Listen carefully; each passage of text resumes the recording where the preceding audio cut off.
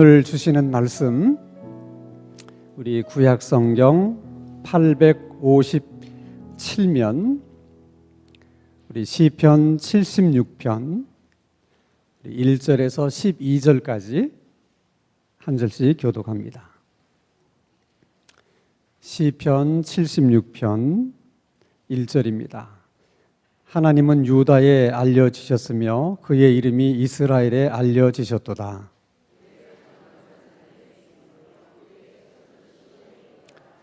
거기에서 그가 화살과 방패와 칼과 전쟁을 없이 하셨도다. 마음이 강한 자도 가진 것을 빼앗기고 잠에 빠질 것이며 장사들도 모두 그들에게 도움을 줄 손을 만날 수 없도다.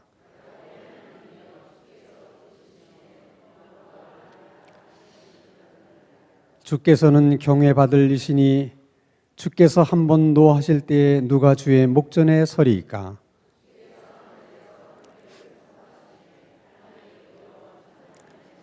곧 하나님이 땅의 모든 온유한 자를 구원하시려고 심판하러 일어나신 때로다.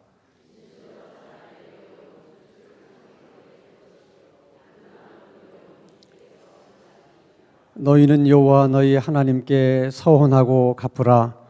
사방에 있는 모든 사람도 마땅히 경외할 이에게 예물을 드릴지로다.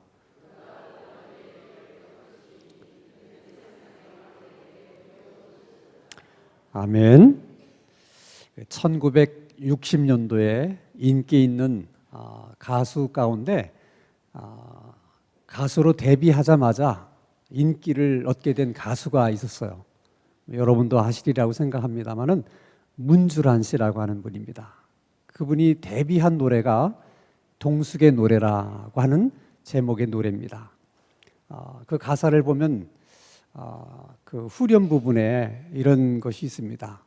원한 맺힌 마음에 잘못 생각에 돌이킬 수 없는 죄 저질러 놓고 울어도 때는 늦으리. 속으로 따라 하시는 분도 계시죠? 예. 이렇게 동숙의 노래처럼 드라마라든지 또는 소설이라든지 이렇게 사연 있는 사실을 근거로 해서 만든 작품들이 많아요. 이제 그런 것들은 정말 있었던 일이기 때문에 피부에 와닿습니다. 많은 사람들이 공감을 해요. 그것은 여러분 우리가 매 수요일 날마다 함께 생각하는 시편의 말씀도 마찬가지예요. 모든 시편의 말씀에는 배경이 있어요. 사연이 있습니다. 그래서 그 사연과 배경을 알고 시편을 읽으면 훨씬 더 감동이 되고 또 이해가 쉽습니다. 특별히 오늘 시편 76편 같은 경우는 아주 사연이 깊은 배경을 가지고 있는 시편입니다. 그 배경은 열왕기상 19장에서 20장에 걸쳐서 있는 그런 내용들인데 우리가 잘 아는 내용이에요. 남왕국 유다의 13번째 왕이 히스기야라는 왕입니다. 히스기야 왕은 북왕국 이스라엘, 남왕국 유다를 다 통틀어서 다윗 이후에 가장 다윗과 비슷한 왕이었습니다. 다윗만큼 하나님을 신뢰했고 그리고 다윗처럼 기도가 무엇인지를 아는 왕이었습니다. 그가 왕이 오른 지 4년째 되는 해에 아수르라고 하는 강대국이 북왕국 이스라엘을 침공을 해요. 그리고 수도 사마리아를 포위합니다. 북왕국 이스라엘이 그 포위망을 뚫지 못하고 3년 동안 버티다가 결국은 사마리아 성이 함락이 됩니다. 그로부터 딱 10년이 되는 히스기야 왕이 오른 지 14년째 되는 해에 다시 아수르가 이번에는 남왕국 유다를 공격을 합니다. 적군의 공격을 대비해서 방어복으로 만든 많은 도시들이 있었는데 이 아수르가 그 도시를 하나씩 하나씩 점령하면서 들어옵니다. 히스기야 왕의 입장에서는 피가 마르는 거죠. 그래서 결국 사신을 보내서 항복을 합니다. 이제부터 우리가 당신에게 조공을 드릴 테니까 그냥 물러가 주시면 고맙겠다고. 그래서 아수르 군대가 물러가면서 조공을 요구합니다. 오늘날로 말하면 은을 10톤, 금은 1톤을 종옥으로 바쳐라. 여러분, 은이 나지 않는 나라에서, 금이 생산되지 않는 나라에서 은을 10톤을 조공으로 바친다. 또 금을 1톤을 조공으로 바친다는 건 절대 쉬운 일이 아니에요. 이게 무리한 요구를 한 거예요. 그래도 어떻게 하겠습니까?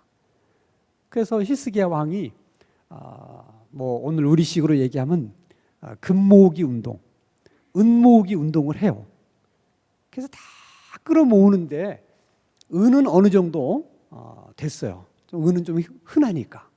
근데 금은 1톤을 채우는 게 너무 어려운 거예요. 그래서 할 수 없이 하나님의 성전 기둥에 금으로 다 입혔는데 그걸 다 긁어냅니다. 금으로 다 칠했던 성소의 기구들에서 그걸 다 긁어내요. 그때 마음이 얼마나 아팠겠어요. 그거 다 하나님께 드렸던 것들인데 그걸 다 긁어내서 겨우 조공을 바칩니다.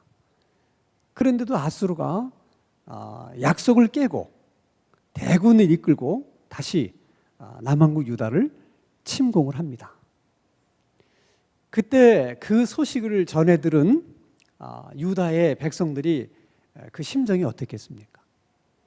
전쟁에 패한다고 하는 것이 무엇인지를 그들은 너무나 잘 아는 거예요. 전쟁에 패하면 대부분 사람들은 죽임을 당하고 살아남은 자들도 그들의 노예가 되는 것입니다. 그러면 나라도 끝장나는 것이고 가정도 끝장나는 것이고 다 인생이 끝장이 나는 거예요. 그러니 그 백성을 책임지고 있었던 히스기야 왕의 입장은 어떻겠어요? 그는 침공했다는 소식을 들으면서 옷을 찢고 베옷을 갈아입고 하나님 앞에 나가서 기도하기 시작해요. 그래서 열왕기상 19장을 보면 히스기야 왕의 절절한 기도가 딱 나옵니다. 늘 우리가 기도하기 전에 기도 구호를 외치죠. 우리가 기도하면 하나님은 응답하신다. 이 기도의 원리거든요. 히스기야 왕이 그렇게 절절히 하나님 앞에 기도하니까 하나님께서 아주 강하게 그의 기도에 응답을 하세요. 그것이 열왕기상 19장 34절에서 38절 한번 다시 보겠습니다. 열왕기상 19장 34절 같이 읽습니다. 시작. 내가 나와 나의 종 다윗을 위하여 이 성을 보호하여 구원하리라 하셨나이다 하였더라. 이 밤에 여호와의 사자가 나와서 아수르 진영에서 군사 18만 5천 명을 친지라. 아침에 일찍이 일어나 보니 다 송장이 되었더라. 아침에 일어나서 보니까 아수르 진영의 시체가 질비하게 널브러져 있는데 몇 명이 죽었어요? 18만 5천 명이 죽었어요. 화살 한 대 날리지 않았어요. 근데 18만 5천 명이 다 시체가 된 것입니다. 그들이 자기들의 눈으로 보고 있는 거예요. 18만 5천 명이 시체가 된 거를. 분명 자기들의 눈으로 보면서도 믿기지가 않는 거예요. 어떻게 이런 일이 있을 수 있는가? 그래서 그들이 말합니다.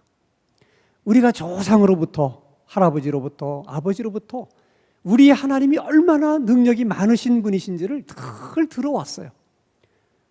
그래서 우리 조상들이 애굽을 떠날 때 하나님께서 어떻게 능력으로 그 바로를 굴복시키고 이스라엘 백성들을 다 구원해 내셨는지 6월절마다 그 스토리를 늘 들어서 너무나도 잘 아는 얘기였어요.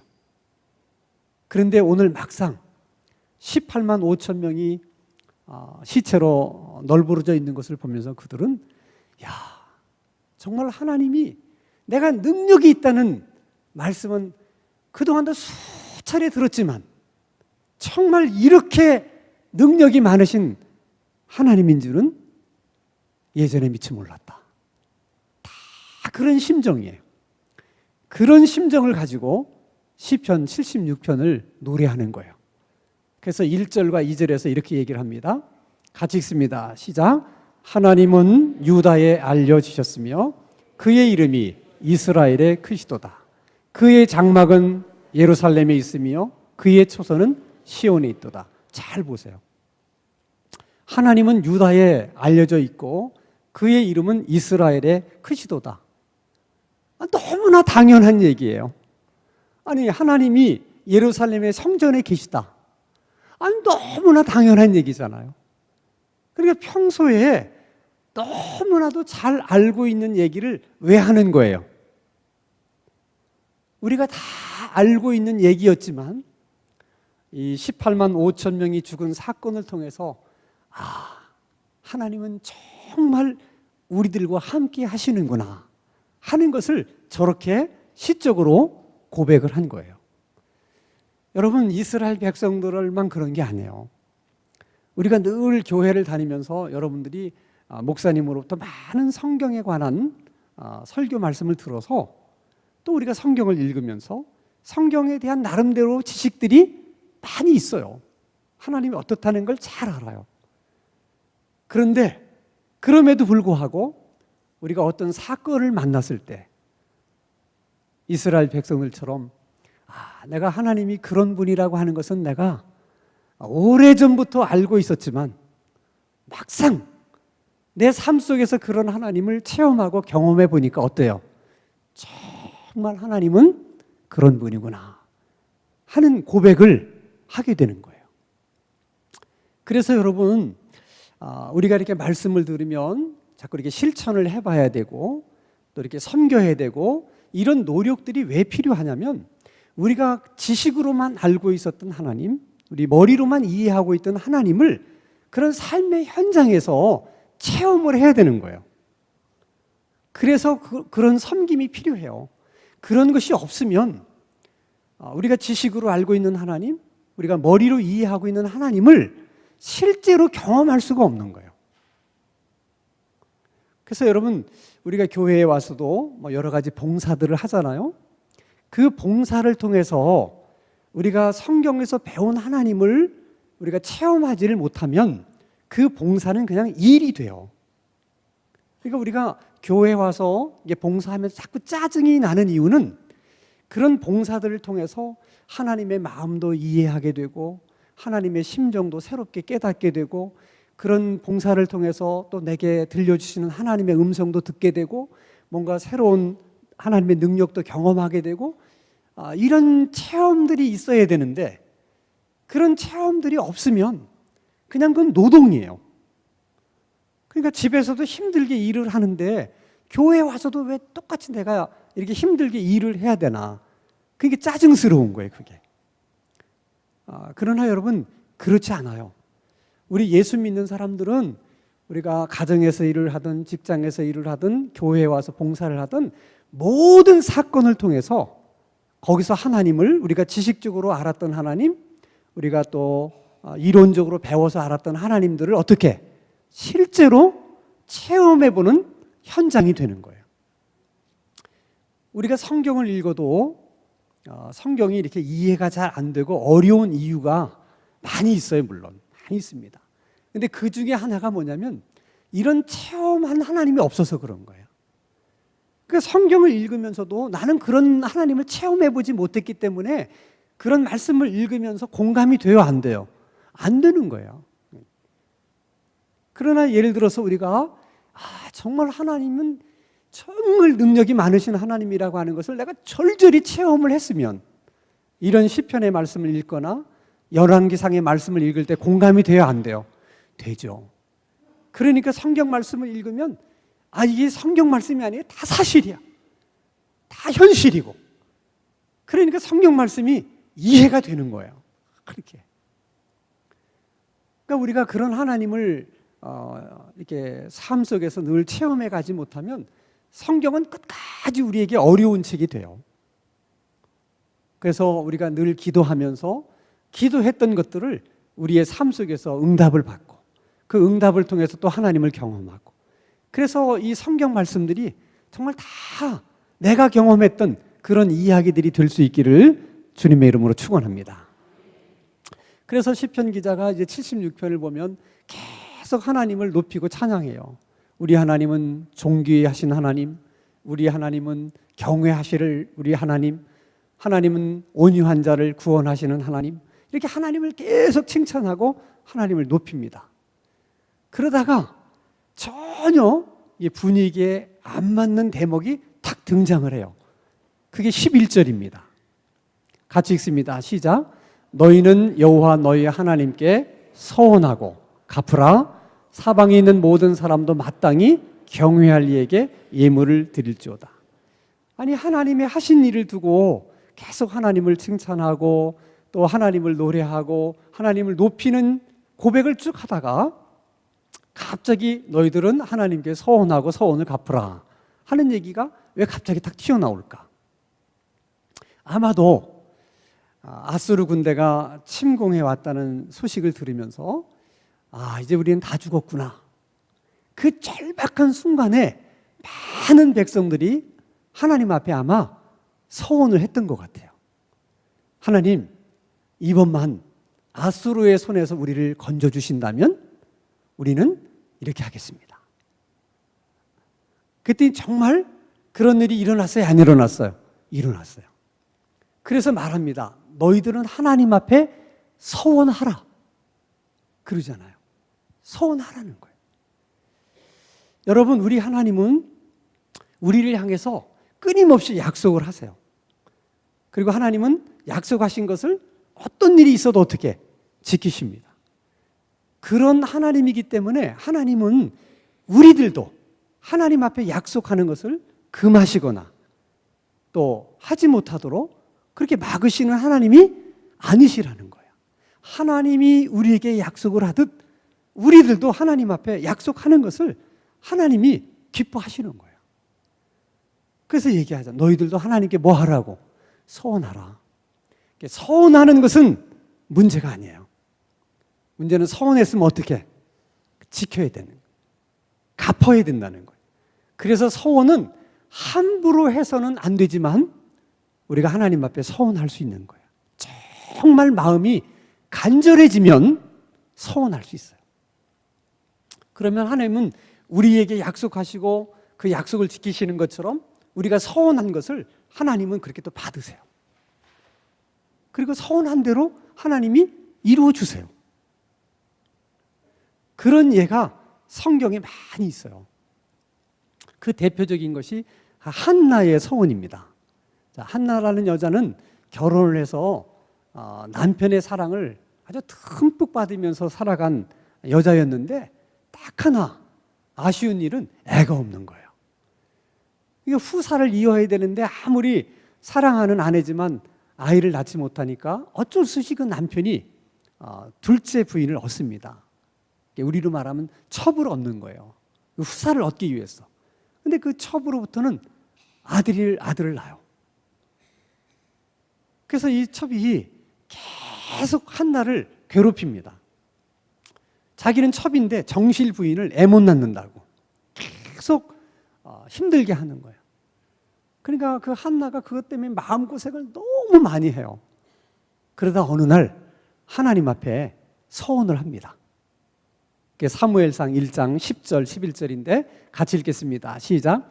한나가 마음이 괴로워서 여호와께 기도하고 통곡하며 서원하여 이르되 만군의 여호와여 만일 주의 여정의 고통을 돌보시고 나를 기억하사 주의 여정을 잊지 아니하시고 주의 여정에게 아들을 주시면 내가 그의 평생에 그를 여호와께 드리고 삭도를 그의 머리에 대지 아니하겠나이다. 우리식으로 얘기하면 그저 아들 하나 주시면 제가 소원이 없겠습니다. 그러면 주신 아들 제가 다시 하나님 앞에 바치겠습니다 하는 서원이에요. 근데 보세요. 너무 마음이 괴롭고 그래서 기도하면서 통곡하면서 뭐를 해요? 서원을 해요. 그만큼 간절한 거예요. 서원이라는 것은 그렇게 그냥 쉽게 함부로 할 수 있는 게 아니에요. 저렇게 간절한 마음 때문에 하게 되는 거예요. 그랬더니 그렇게 애가 없던 한나에게 어느 날 아이가 생기게 됩니다. 그 아이가 사무엘이에요. 근데 한나의 훌륭한 점은 그래서 아들을 얻었어요.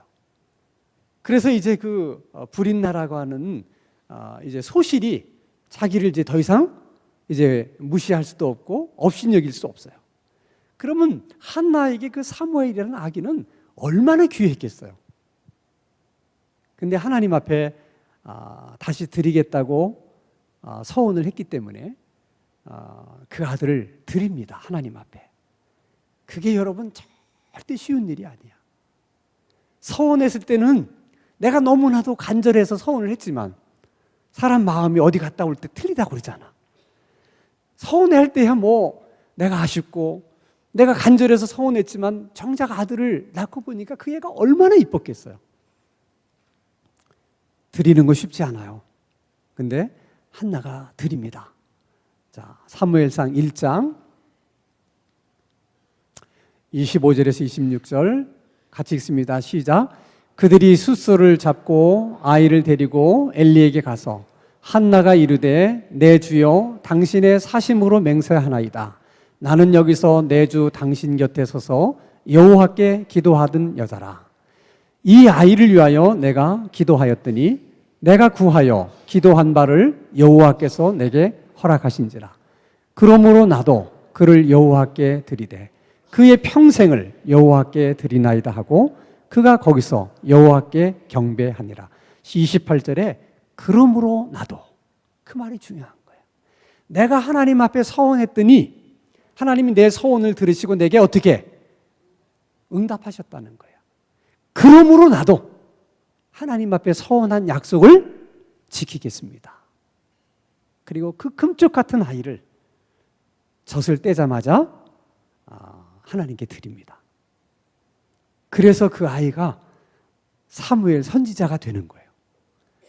만약 그 서원을 갚지 않고 그 아이를 드리지 않았더라면 아마 그 아들은 그렇게 선지자 같은 그런 아들은 되지를 못했을 거예요. 이 서원을 갚는다는 게 쉽지 않아요. 제 이모님 가운데 아주 믿음이 좋은 이모님이 계셨는데 이분이 이제 큰 아들을 낳았을 때, 첫 아들을 낳을 때 되게 옛날 분들은 그랬어요. 이게 뭐든지 처음 난 것, 처음 난 것을 하나님 앞에 드린다. 이게 성경에 있잖아요. 첫 열매를 하나님 앞에 드린다. 그래서 이게 첫 아들을 하나님 앞에 드린다고 기도한 분들이 그때는 꽤 있었어요. 그래서 이 이모님도 은혜가 충만해가지고 이제 아들을 주셔서 속으로 그 아들을 하나님 앞에 드리겠다고 서원을 한 거야. 근데 이 아들이 공부를 너무 잘해. 그래서 경기중학교를 들어갔어. 여러분, 그 당시 저보다도 나이가 위니까 그 당시 여러분 경기중학교 들어간다는 것은 정말 대단한 거잖아요. 아들이 경기중학교 들어간 게 얼마나 자랑거리예요. 그러니까 딴 마음이 생긴 거야. 저렇게 똑똑한, 공부 잘하는 똑똑한 아이를. 그래서 드리겠다고 하는 마음을 바꿨어요. 이상한 것은 중학교를 다니면서 빗나가기 시작하는 거예요. 공부를 안 해. 그때부터 계속 빗나가더니 군대도 안 가고 맨날 헌병이 찾으러 와. 평생을 그 이모 마음을 정말 아프게 하다가 돌아가셨어. 그 이모님이 늘 저한테 그랬어. 다 자기 잘못이라고. 내가 하나님 앞에 저 아들 드리겠다고 그랬는데 너무 공부를 잘해서. 이게 왜 경기중학교를 들어가? 그냥 다른 데를 들어갔으면은 그냥 약속대로 바쳤을 텐데. 그래 너무 그 아이가 아깝다는 생각이 들어서 그렇게 했더니 이게 다 자기 잘못이라는 거예요. 근데 정말 그 이모님이 아까운 아들이지만은 서운한 대로 그 아이를 아마 바쳤으면 아마 한국에서도 아주 유명한 목사님이 되셨을 거야. 왜냐하면 노래도 잘하죠. 그래서 뭐 이렇게 가수처럼 이렇게 뭐 노래도 취입을 하고 그랬던 분이야. 그러니 뭐 노래 잘하죠. 머리 좋죠. 그렇게 여러분 생각해 보세요. 만약에 경기중학교 나와서 그들에서는 경기고등학교도 나왔을 것이고, 그러면 뭐 최소한 뭐 연고대는 안 갔겠어요? 아유, 그러면 뭐 여러분 목사님들 중에서 경기중학교 나오고 경기고등학교 나온 분들이 몇 명이나 되겠어요?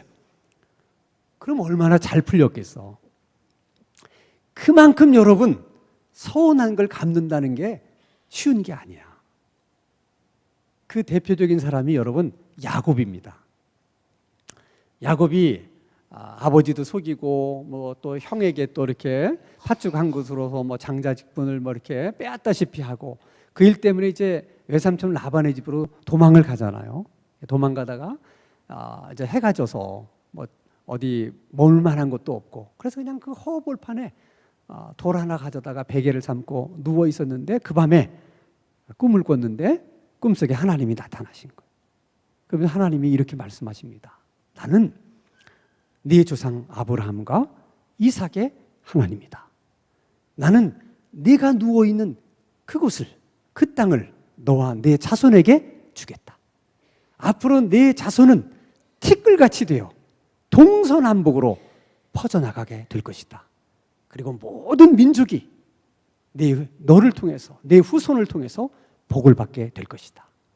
내가 너와 함께 있어서 네가 어디로 가든지 내가 너를 지켜줄 것이며 너를 다시 고향 땅으로 돌아오게 하겠다. 내가 너에게 허락한 이 모든 것을 이루기까지는 내가 너를 떠나지 않을 것이다. 얼마나 위로가 되고 힘이 되는 말씀입니까? 그래서 그 꿈을 깨서 야곱이 너무 은혜가 되는 거예요, 그게. 그래서 뭐 하나님이 서원하라 뭐 이런 얘기 안 했는데 알아서 서원이 우러나와서 서원을 해요. 그것이 창세기 28장 18절 19절입니다. 같이 읽겠습니다. 시작. 야곱이 아침 일찍이 일어나 베개로 삼았던 돌을 가져다가 기둥으로 세우고 그 위에 기름을 붓고 그곳 이름을 베델이라 하였더라. 이 성의 옛 이름은 루스더라. 야곱이 서원하여 이르되 하나님이 나와 함께 계셔서 내가 가는 이 길에서 나를 지키시고 먹을 떡과 입을 옷을 주시어 내가 평안히 아버지 집으로 돌아가게 하시오면 여호와께서 나의 하나님이 되실 것이요 내가 기둥으로 세운 이 돌이 하나님의 집이 될 것이요 하나님께서 내게 주신 모든 것에서 10분의 1을 내가 반드시 하나님께 드리겠나이다 하였더라. 서원을 해요. 하나님이 그 야곱의 서원하는 것을 받으시고 하나님이 다 이루어 주십니다. 그래서 외삼촌 라반의 집에 가서 고생은 많이 했죠.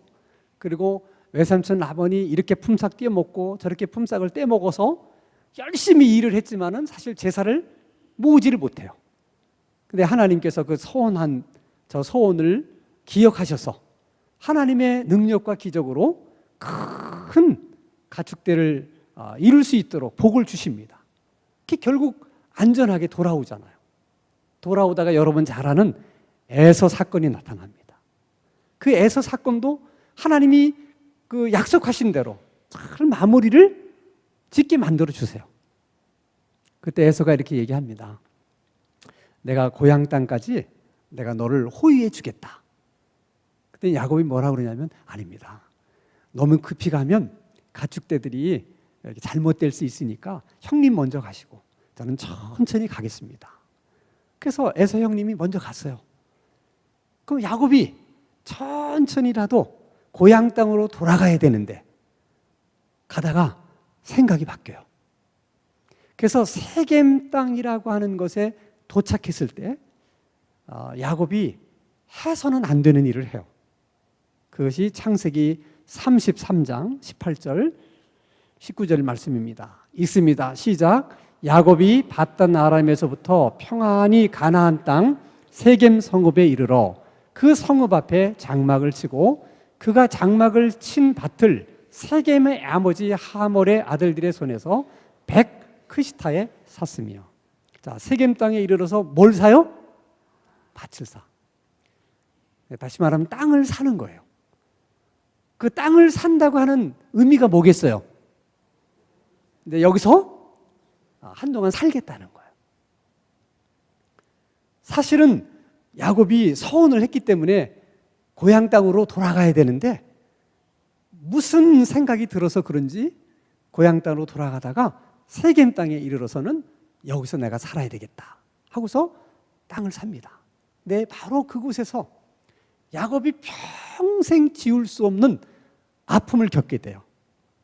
그것은 야곱에게 12아들이 있었고 외동딸이 딱 하나, 디나라는 딸이 있었는데 그 디나가 그 성읍에 사는 여자들을 구경 나갔다가 그 성주의 아들인 하몰의 아들에게 강간을 당합니다.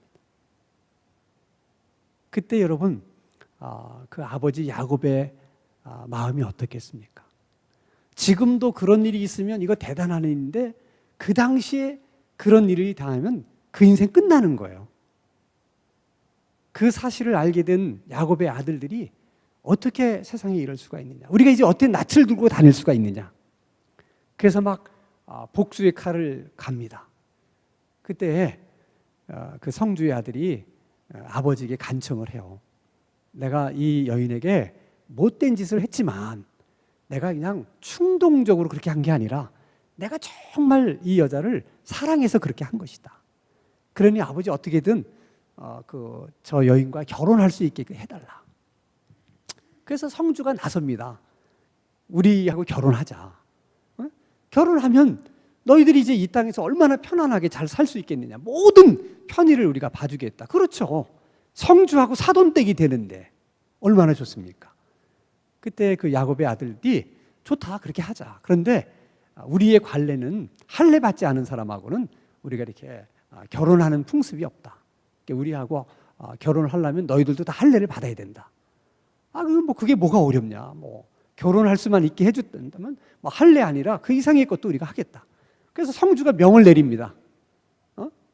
성 안에 있는 모든 남자들은 다 할례를 받아라. 그게 다 할례를 받았어요. 가장 고통스러워서 움직이기가 어려운 그때 야곱의 아들들이 사람을 데리고 가서 누워서 거동하기도 불편해서 힘들어하는 그들을 다 칼날로 쳐 죽입니다. 그리고 모든 재산을 약탈을 해요. 그 소식을 야곱이 들은 거야. 간담이 서늘해지는 것입니다. 만약 이 사실을 인근에 있는 다른 나라들이 만약에 그들이 이 사실을 알게 된다면 우리를 가만두겠냐는 거야. 그렇잖아요. 사람을 속이고서 다 사람들을 죽인 거잖아요. 그러니까 이제 큰일 났다. 이제는 틀림없이 인근의 나라들이 그 사실을 알고 우리를 가만두지 않을 것이다. 그래가지고 어떻게 할 줄 몰라서 막 전전긍긍하고 있을 때 하나님이 나타나셔서 말씀하십니다. 그것이 창세기 35장 1절이에요. 같이 읽습니다. 시작. 하나님이 야곱에게 이르시되 일어나 베델로 올라가서 거기 거주하며 내가 내 형 에서의 낯을 피하여 도망하던 때에 내게 나타났던 하나님께 거기서 제단을 쌓아라 하신지라. 하나님이 나타나셔서 서원한 것을 기억나게 하시는 거예요. 그리고 말씀하십니다. 서원을 어떻게 갚으라는 거예요. 네가 여기서 살아서는 안 된다는 거예요. 그리고 보면 여러분, 그 디나의 사건이라고 하는 것이 어떻게 보면 우연한 사건이 아닐 수도 있다는 거예요. 야곱이 하나님께 했던 서원을 잊고 있었기 때문에 일어난 사건일 수 있다는 거예요. 종종 하나님은 하나님을 사랑하는 이들이 하나님 앞에 서원을 했는데 그걸 잊고 지내게 되면 그것을 기억나게 하시는 사건을 주실 수가 있어요. 그리고 그 약속을 지키도록 만드는 사건을 주실 수가 있어요. 왜냐? 그렇게 해서라도 하나님과의 사이에서 맺힌 것이 없게 하시려고 그러는 거예요. 그게 맺혀 있으면 하나님이 그를 복 주실 수가 없거든요. 그러니까 우리가 그런 것들을 기억해내는 것이 은혜예요. 아까도 얘기했지만은 우리가 급할 때는 막 서원을 해놓고 하나님은 그 서원을 진지하게 들으셨어요.